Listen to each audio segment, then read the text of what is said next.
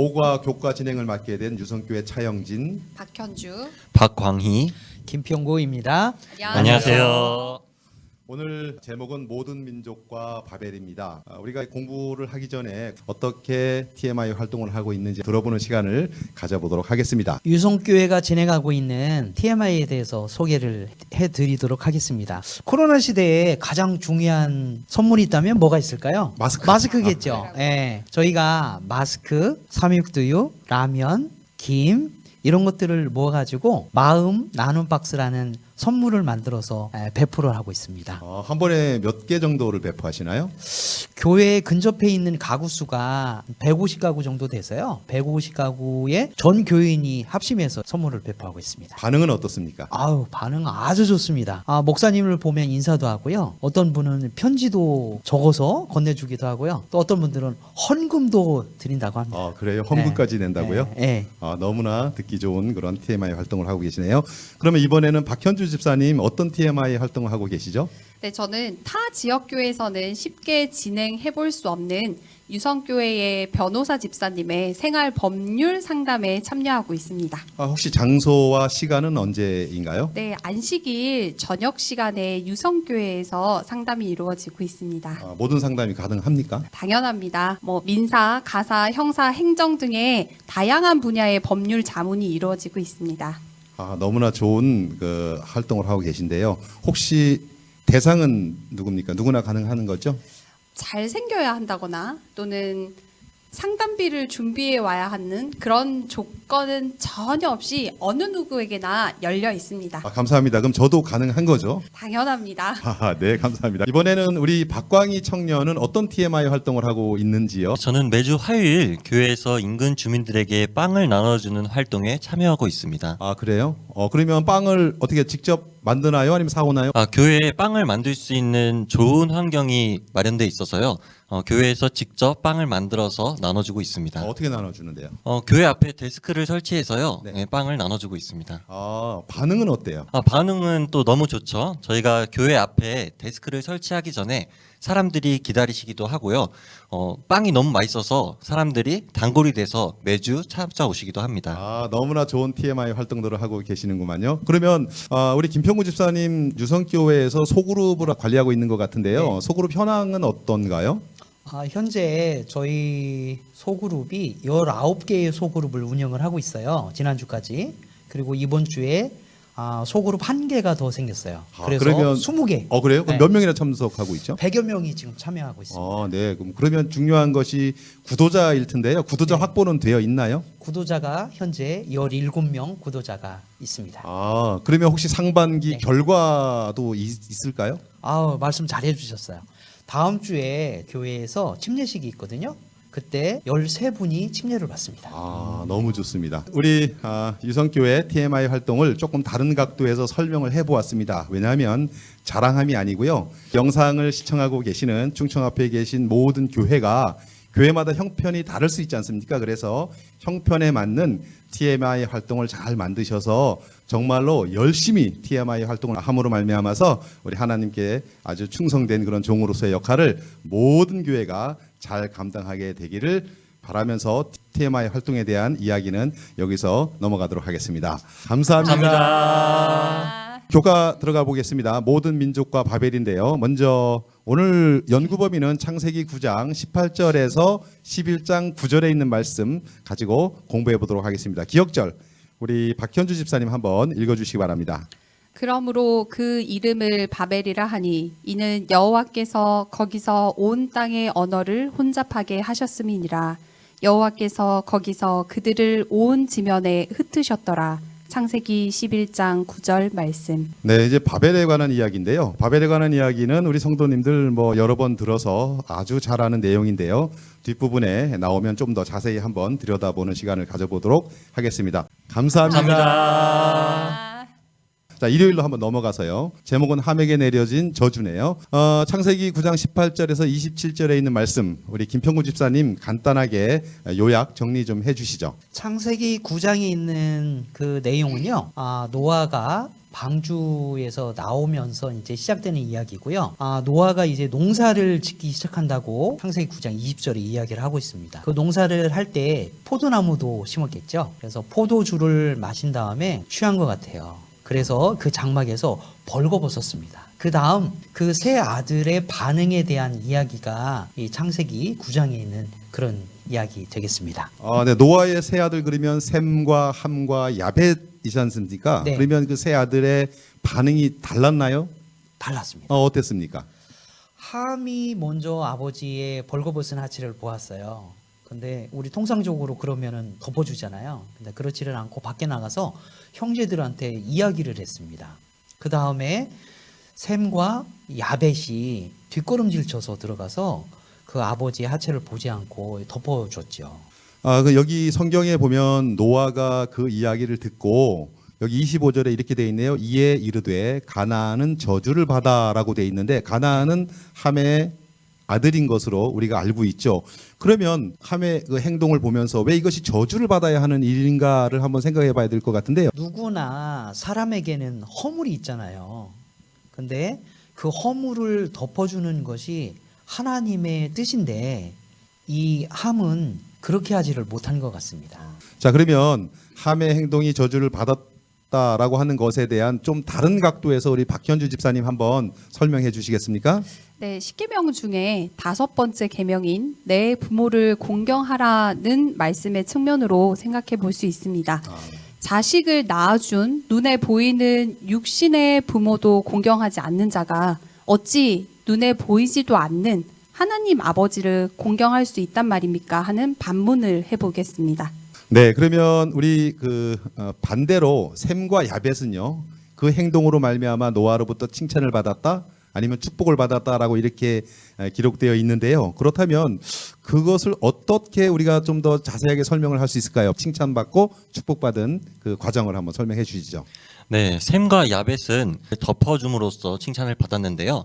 그 허물을 덮어주는 게 하나님의 뜻과 부합하여서 칭찬을 받았다고 볼 수 있습니다. 하나님의 뜻과 부합하다는 것은 저희가 창세기 3장에 보면은 좀 더 잘 알 수 있는데요. 창세기 3장을 보면은 아담과 하와가 범죄한 이후에 발가벗은 상태로 하나님을 마주하게 됩니다. 하나님께서는 그들을 발가벗은 상태로 내버려 두지 않으시고 가죽옷을 통해서 그들을 덮어주시죠. 그러니까 셈과 야벳도 노아가 발가벗은 상태에서 그냥 둔 게 아니라 덮어줬기 때문에 하나님의 뜻과 부합하다고 생각되고요. 그래서 노아에게 칭찬받았다고 설명할 수 있습니다. 네, 감사합니다. 사실 우리 일요일 교과 공부를 하면서 보면 노아나 함은요, 살아있는 신앙생활을 받았던 신앙이 굉장히 튼튼할 거라고 생각했던 그런 사람들이었습니다. 그럼에도 불구하고 인간이 얼마나 나약한지 무너지는 모습을 여기서 우리가 봤습니다.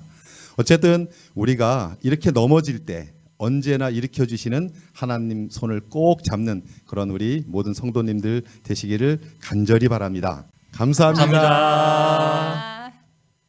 월요일은요, 제목이 창세기의 족보이네요. 창세기 족보, 창세기 10장을 중심으로 해서 교과 공부를 해볼 텐데요.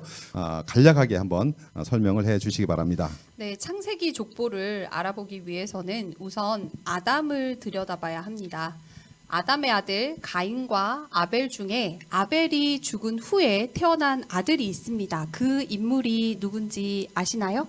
셋이요. 맞습니다. 자, 그럼 아담으로부터 셋을 통해서 자, 이제 한 대, 두 대 계보가 내려가면서 10대에 이르렀을 때 등장하는 인물이 노아입니다. 그리고 노아의 아들 셈, 함, 야벳 중에서 또 셈을 통해 한 대, 두 대 내려가다 보면 또 10대 손에 아브라함이 등장하게 됩니다. 물론 그 이후에 이삭, 야곱, 요셉이 등장을 하지만 이번 교과에서는 아브라함까지만 언급하도록 하겠습니다. 일단 창세기 10장으로 다시 돌아와서 창세기 10장을 보면 셈의 후손이 26명, 야벳의 후손이 14명, 그 다음에 함의 후손이 30명 해서 70명의 후손을 통해서 새로운 민족이 시작되는 그런 모습이 여기에 나와 있지 않습니까? 그런데 창세기 46장 26절 27절에도 보면요, 요셉의 초청을 받은 야곱의 가족이 애굽으로 내려간 수도 70인이었다라고 성경은 그렇게 기록하고 있습니다. 또 출애굽기 24장 9절에 보면요, 광야의 70인의 장로에 대한 기록도 있거든요. 그렇다면 이 70이 의미하는 것은 무엇일까라고 하는 것을 우리 김평구 집사님께 한번 질문을 드려보고 싶습니다. 네, 70은 하나님의 완전수를 의미하는 동시에 온 인류에게 복음이 전파되고 하나님이 어느 한 곳도 빼놓지 않고 관심을 가져주신다는 그런 의미가 있고요. 또 여기에 보시면 노아의 세 아들의 자손이 70인이 됐지 않습니까? 그래서 새로운 민족을 이룬다는 의미고, 그래서 하나님의 역사가 다시금 시작된다는 그런 의미가 있는 것입니다. 감사합니다. 족보가 굉장히 자세히 기록되어 있는데요. 우리 박현주 집사님이 그러면 왜 이렇게 족보가 자세히 기록되어 있을까? 어떤 목적으로 이렇게 자세히 기록했을까에 대한 설명을 좀 해주시기 바랍니다. 네, 족보 기록의 목적을 먼저 살펴보기에 앞서 교과에 소개되어 있는 족보의 기능에 대해서 먼저 한번 들여다보겠습니다. 자, 족보의 기능 첫 번째로 성경에 기록된 내용들의 역사성을 강조하는 기능을 가지고 있습니다.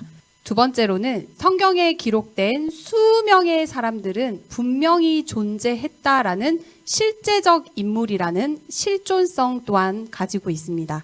그리고 마지막으로는 예수님의 역사는 빨랫줄과도 같이 한순간도 끊어짐 없이 연속성을 가지고 지금까지 내려왔다라는 연속성의 기능을 가지고 있습니다. 따라서 예수 그리스도는 가상의 인물이 아니라 실제 이스라엘의 혈통을 따라서 이 땅에 태어나신 실제적 인물임을 증명하는 데 그 목적을 가지고 있습니다.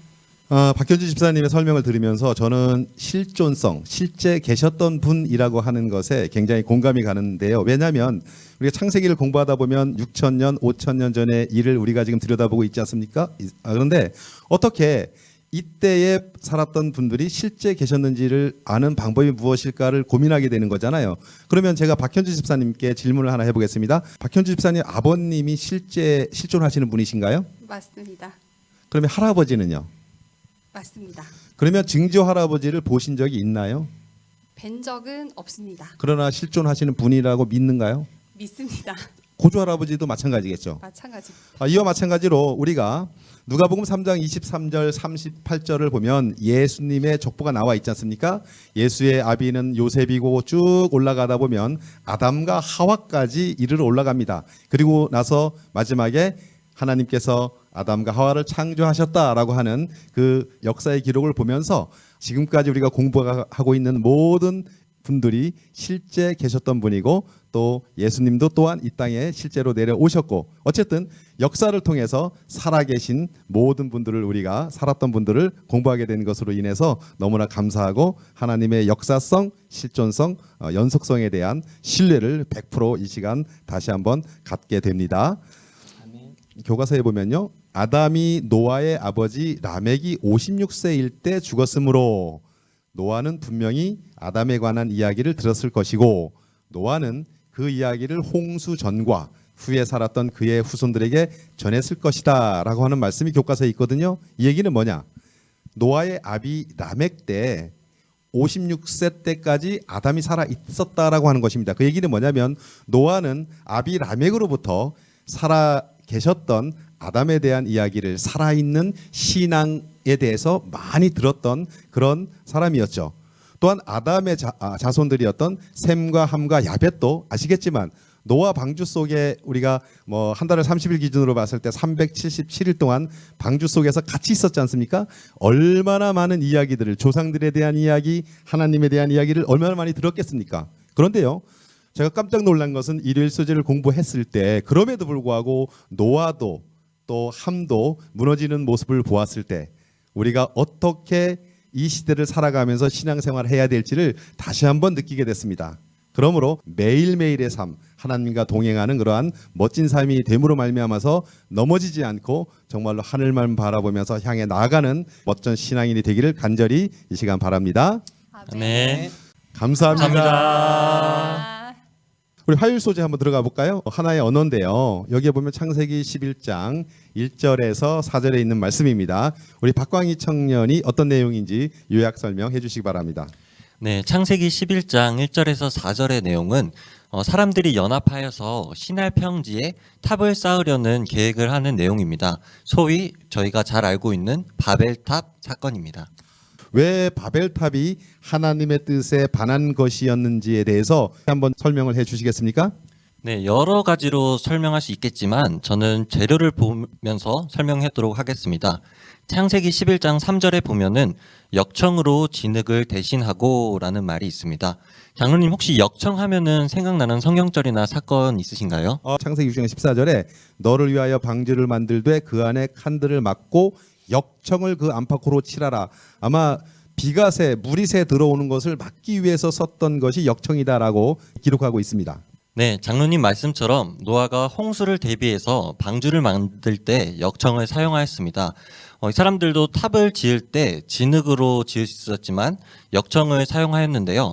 홍수 이후로 하나님께서 다시는 홍수로 멸망시키지 않겠다고 약속해 주시면서 무지개를 이렇게 보여주셨는데요.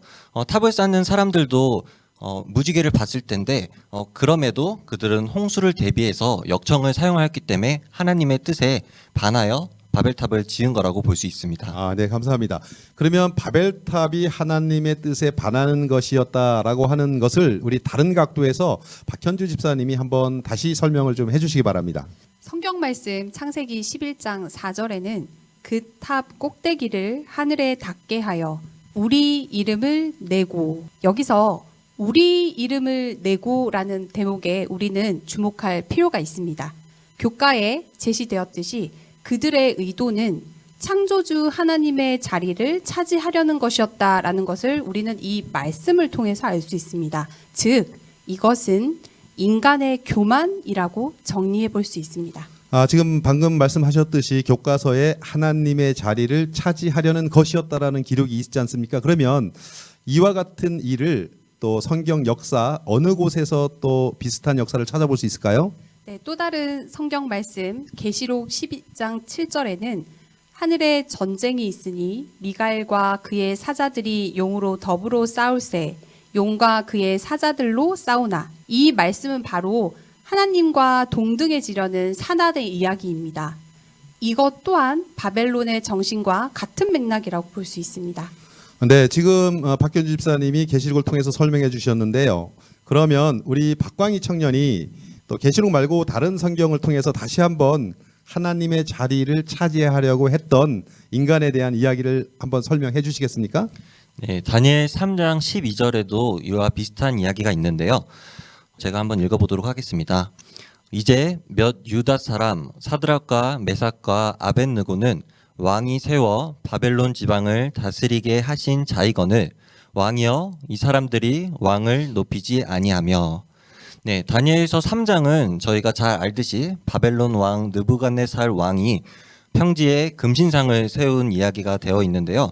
느부갓네살 왕은 자기를 높이기 위해 금신상을 만들었는데 이것 또한 하나님의 자리를 탐한 결과라고 볼 수 있습니다. 그러니까 사드락과 메삭과 아벳느고가 섬기던 하나님의 자리에 자기가 만든 신상에 절하게 함으로 자기가 그 자리를 차지하려고 했다라고 하는 그러한 이야기가 되기 때문에 이것도 또한 하나님의 자리를 차지하려는 것, 교만에서 나온 것이다라고 설명이 가능하겠네요. 어쨌든 바벨탑 쌓는 사람들을 한번 상상해 보시기 바랍니다. 우리의 삶이 현재 누구를 향해 가고 있는지를 한번 마음속에 그려보시기 바랍니다. 여러분, 우리의 삶이 나를 혹시 향하고 있지는 않은지, 자기 자신을 위해서 뭔가를 해 나가고 있지는 않은지를 생각해 보셔야 합니다. 여러분의 삶이 정말로 하나님을 향해서 나감으로 말미암아서 하나님의 귀한 하나님의 자녀로서 부족함이 없는 멋진 신앙의 삶 살아가게 되시기를 이 교과를 통해서 간절히 바랍니다. 아멘. 감사합니다. 우리 수요일로 가볼게요. 우리가 내려가자. 먼저 창세기 11장 5절, 7절 한번 읽어주시기 바랍니다. 여호와께서 사람들이 건설하는 그 성읍과 탑을 보려고 내려오셨더라. 자, 우리가 내려가서 거기서 그들의 언어를 혼잡하게 하여 그들이 서로 알아듣지 못하게 하자 하시고. 여기에 보면 하나님께서 지구로 내려가자라는 기록이 있습니다. 그러면 하나님께서 이 땅에 내려오신 이유가 무엇인지를 우리 김평구 집사님 한번 설명해 주시기 바랍니다. 하나님께서는 창세부터 지금까지 우리의 곁을 떠난 적이 없다라고 이야기하고 있습니다. 시편 139편에 보시면 하늘에 올라갈지라도 바다 끝에 가서 거주할지라도 그리고 밤과 낮에도 무덤까지도 주의 손이 나를 인도하신다는 말씀이 있습니다. 이걸로 봐 하나님은 언제나 우리와 함께 하신다는 것을 나타내는 말씀입니다. 아멘. 그러면 하나님께서 지구로 내려오셨다라는 기록이 있는데요. 하나님께서 이 땅에 내려오셔서 개입하시는 이유가 무엇이라고 생각하십니까? 네, 그것은 우리를 너무나도 사랑하셔서 우리가 간혹 잘못된 길로 빠졌을 때 하나님께서 우리를 구원해 주시기 위해서 내려오시거나 개입해 주시는 거라고 생각합니다. 저는 수요일 소재를 공부하면서 아주 오래전에 예수님께서 문 밖에 서서 녹화하셨던 그런 사진, 그 그림을 기억해 봤습니다. 그 이야기는 뭡니까? 녹화를 밖에서 항상 들어오실 준비를 하고 있는데 우리가 마음문을 열지 않기 때문에 못 들어오신다는 그런 의미가 아니겠습니까? 그래서 이 말씀을 공부하면서 하나님께서는 인간을 위해서 언제나 내려오시고 언제나 함께 하고 계시기 때문에 우리가 마음만 열면 언제든지 맞을 수 있는 그런 분이시라고 하는 사실을 다시 한번 보게 되었습니다. 그러므로 항상 문 밖에 서서 두드리는 하나님을 여러분의 마음문을 활짝 열고 영접하시는 그런 귀한 시간들 모두 다 되시기를 이 시간 간절히 바라겠습니다. 아멘. 감사합니다. 감사합니다. 목요일 소재 들어가 보겠습니다. 목요일 소재는 포로된 자를 구원하심이라고 해서요. 성경절을 좀 읽어볼 건데 창세기 9장 1절과 창세기 1장 28절을 한번 읽어주시죠. 네, 창세기 9장 1절입니다. 하나님이 노아와 그 아들들에게 복을 주시며 그들에게 이르시되 생육하고 번성하여 땅에 충만하라. 창세기 1장 28절 말씀입니다. 하나님이 그들에게 복을 주시며 하나님이 그들에게 이르시되 생육하고 번성하여 땅에 충만하라. 여기에 보면 땅에 충만하라라고 하는 말씀에 주목을 좀 해보겠습니다. 그럼 창세기 11장 8절 9절 우리 김평구 집사님 한번 읽어주시죠. 여호와께서 거기서 그들을 온 지면에 흩으셨으므로 그들이 그 도시를 건설하기를 그쳤더라. 그러므로 그 이름을 바벨이라 하니 이는 여호와께서 거기서 온 땅의 언어를 혼잡하게 하셨음이니라. 여호와께서 거기서 그들을 온 지면에 흩으셨더라. 땅에 충만하라는 말씀과 온 지면에 흩으셨더라고 하는 그 내용이 같은 의미로 쓰여졌음을 보게 됩니다. 그렇다면 흩어짐의 목적이 구원인 이유는 무엇인지를 우리 박현주 집사님께서 한번 설명해 주시기 바랍니다. 앞서 읽은 창세기 1장과 9장의 땅에 충만하라는 의미는 뒤이어 소개한 창세기 11장 그들을 온 지면에 흩으셨다는 말씀에 부합하는 내용입니다. 따라서 모든 민족이 연합하여 모여 사는 것이 아니라 온 땅에 흩어져 사는 것이 하나님의 뜻이요 또한 하나님의 복을 받는 길이었다는 것을 알 수 있습니다. 네, 그러면 흩으심의 목적이 구원인 이유를 우리 박광희 청년이 좀 다른 각도에서 한번 더 설명해 주시기 바랍니다. 네, 교과 묵상 부분에 이런 말씀이 있습니다. 저지하지 않은 채 그대로 버려두었더라면 그들은 세계를 그 여명기에 타락시켰을 것이다. 그들의 동맹은 반역에 기초한 것이었다. 만약 하나님께서 그들을 흩어주지 않았더라면 그들은 연합하여 또 다른 죄들을 많이 짓고 그들의 죄악은 더욱더 커질 것은 저희가 예상할 수 있습니다. 그래서 이런 것을 아셨던 하나님께서는 더 이상 죄를 짓지 않게 하시고 그들을 구원하기 위해서 이 땅에서 흩으셨다고 할 수 있습니다. 네, 감사합니다.